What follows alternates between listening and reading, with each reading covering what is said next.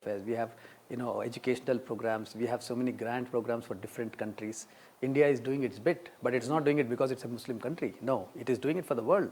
India does not have an ideology कि हम मुस्लिम को ही help करेंगे या उनको करेंगे. क्यों करें? They don't have to appease. They are a country like any other country, and they don't want to be isolated. Why should India be isolated? They help everybody, and as neighbors they have helped Pakistan. आपके जब floods हुए थे तो आपको हमने help किया था. Not मैं जो कह रहा हूँ, but I mean of course we had our own issues. Not that we are stinking rich or filthy rich, but yes, we are a little progressive and a bit larger country than yours. तो हमने ये किया था. But India is going to do what it has to do for the world. It is doing what it has to do. It has its own relations maintained with all the countries. You see, in the best possible way, the bureaucracy and the diplomacy of India is doing. They are doing their best, and I think we are happy that we have a good foreign policy all the time. So what do you think is the next step now, moving forward? What should Pakistan do? In terms, now we have given them the olive branch, now you are giving them you see, the move has been made by our Prime Minister. He has gone, he has invited him. You see, he has invited him, उन्होंने दावत दी है उनको और वो आए हैं. So that is the beginning of a relationship. And now this relationship has to move forward. And you see, हमारे प्रधानमंत्री जा रहे हैं, बहुत सारी कंट्रियाँ, अमेरिका, जर्मनी, सब जगह गए, दुनिया पूरी घूम रहे हैं.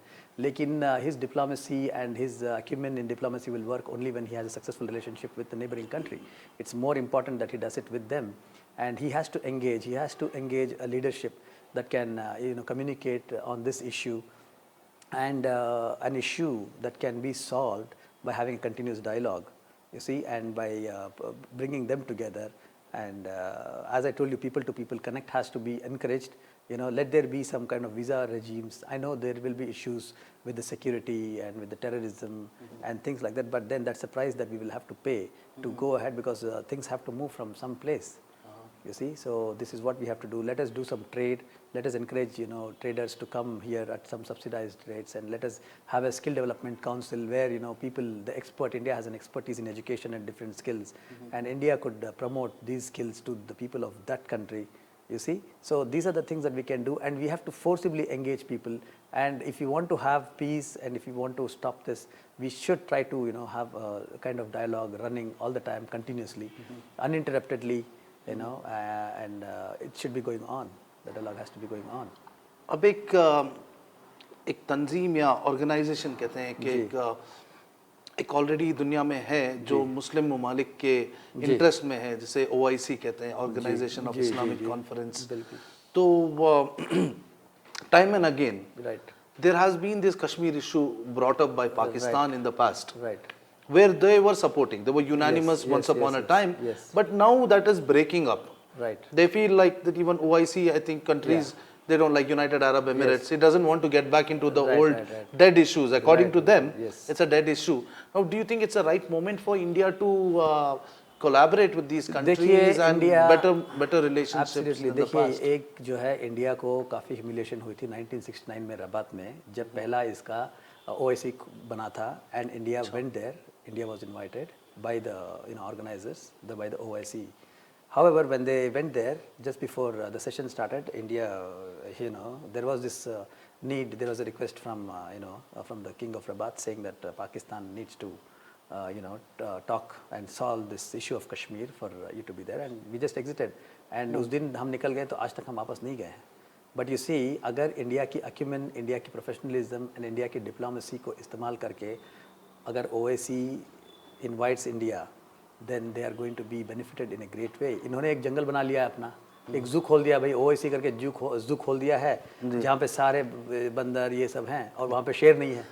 बताइए, हम शेर जो है, इंडिया का जो शेर है, इंडिया का जो मुस्लिम है, he is the lion and he has to be in the jungle. And you have created a zoo without a lion. And considering India has the second or third largest Muslim population in the world. Yes, we are the second largest Muslim population. We are as much as, I think, in fact, little more than what Pakistan is. We are the lions here, and the lion is not in the jungle. So the jungle is not recognized by anybody. If you see, there is no importance, and everybody knows, all the African nations, all the other nations have time and again, wanted and supported India's entry into the OIC. But you see, there is this issue of Kashmir. Kashmir actually, Pakistan, but they have given observer status to Hurriyat Conference. You see the politics that they are playing. They have, they have not had India. Which is to not be even there, a state. Which is Hurriyat not even a Conference state, is just a and they have party. given it an observer status. So it is a kind of pro-Pakistan organization, which is really not of any significance, to anybody. You see, if OIC has to have any significance and importance, then India has to be given a role to play, and India should be made, to lead that organization, because the Indian Muslims are the best Muslims in this whole world, and Indian Muslims have a great say in the remaining issues of this Islamic community, and they can take a big movement, and it could be a very, very big initiative that India can be a part of the OIC, provided the OIC gives, invites on a red carpet to India. That's And it's only- high time, I think so. It's high time, and India has many more important things to do. India is working on getting a Security Council membership. Our Prime Minister is going and visiting so many countries. We have diplomatic relations with so many countries. You see, we are a big nation here, and we are really not concerned about it. But then the Indian Muslims, if at all they have an obligation, if at all they have something, then they should get their voice on the international medium. And the Pakistan it is obliged to see that invites the big brother to come and be on the board of the OIC. तो आसिफ साहब, ये कश्मीर का issue जो है, इसके बारे में हिंदुस्तान का आम मुसलमान क्या क्या क्या सोचता है कि क्या वो Muslim as a Muslim do they think that के कश्मीर को आज़ादी मिलनी चाहिए, या हिंदुस्तान का हिस्सा होना चाहिए, या पाकिस्तान में जाना चाहिए, या कश्मीर के साथ बुरा हो रहा है, क्या क्या ख्याल होता है एक आम मुसलमान के जहन में, हिंदुस्तानी मुसलमान के जहन में? देखिए, कश्मीर का जो मसला है, हम तो यही कहते हैं कि बेचारे कश्मीरी, हम तो उनको बेचारे की नज़र से देखते हैं, क्योंकि इनकी इतनी बुरी हालत है right from the time of independence. आप समझ गए, इंडिपेंडेंस के वक्त जो महाराजा हरी सिंह थे वहाँ पर, so he was playing a very wait and watch policy. He saw the India and Pakistan का चल रहा है, तो मैं देखूँ अपना, ना मैं इनके साथ जाऊँ ना उनके साथ जाऊँ, तो मैं अपना इंडिपेंडेंट करूँ। He was trying to play the game.